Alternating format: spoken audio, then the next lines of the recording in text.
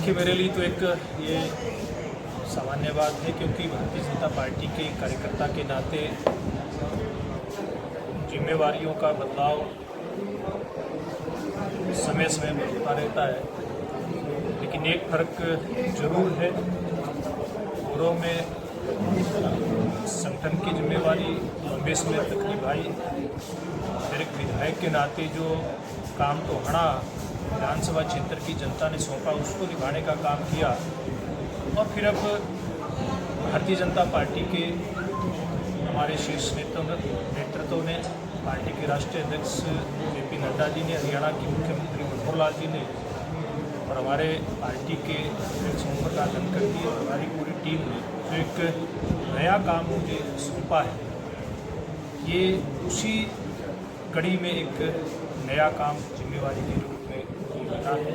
मेरा प्रयास रहेगा कि इस पूर्व की भांति अपनी तरफ से 100% लगा करके इस जिम्मेवारी के काम को मैं पूरा करूँ। ये जो विभाग आपको मिला, किसान का बेटा हूँ, किसानों के बीच में रहा हूँ, किसानों की लड़ाई लंबे समय तक रही है। किसानों की जो दुख समस्या वो हमारी साझी समस्या है। जहाँ तक आज का ये कार्यक्रम बदलाव करने की बात थी, कल दुर्भाग्यपूर्ण तरीके से झारखंड में हमारे एक बड़े संघर्ष के साथी भरचंद जी ने दुर्भाग्यपूर्ण तरीके से सुसाइड किया।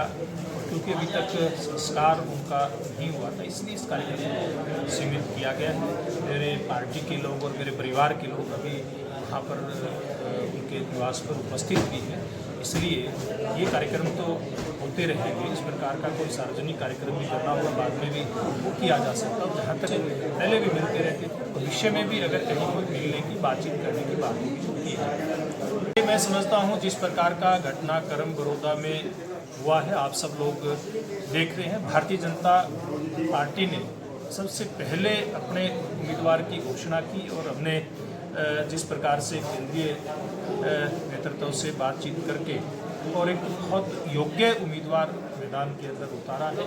जहाँ तक दूसरे दलों की बात करें, दूसरे दल तो चुनाव मैदान में आने से पहले ही भाग खड़े हुए। जहाँ तक कांग्रेस पार्टी की बात करें, जिनके हाथ में ये सीट थी, दुर्भाग्यपूर्ण तरीके से उनके विधायक हमारे बीच में नहीं रहे, जिसके कारण से ये चुनाव हो रहा है।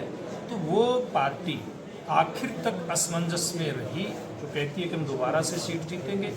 कभी किसी उधार के उम्मीदवार पर दाव लगाने का प्रयास करते हैं, कभी किसी के ऊपर प्रयास करते हैं, लेकिन बहुत देरी से उनका जो उम्मीदवार मैदान में आया है। इसका मतलब ये है कि कांग्रेस पार्टी अपना जो कॉन्फिडेंस है पूरी तरह से हो चुकी है। क्योंकि चाहे सरकार के नाते बात करें, देश में प्रधानमंत्री नरेंद्र मोदी जी के नेतृत्व में और हरियाणा में मुख्यमंत्री मनोहर लाल जी के नेतृत्व में जिस प्रकार के विकास के काम हो रहे हैं, जिस प्रकार का उम्मीदवार भारतीय जनता पार्टी ने वहाँ पर उतारा है, जिसने बहुत संवेदनशीलता का परिचय समय समय पर दिया है। ये मीडिया के लोग समय समय पर बताते रहते हैं कि एक इतना बड़ा खिलाड़ी होने के बावजूद भी कैसे हर विषय के अंदर संवेदनशीलता के साथ काम किया जा सकता है। उसके उदाहरण बहुत सारे उन्होंने प्रस्तुत किए हैं और एक काम करने की अलग योगेश्वर दत्त के अंदर है।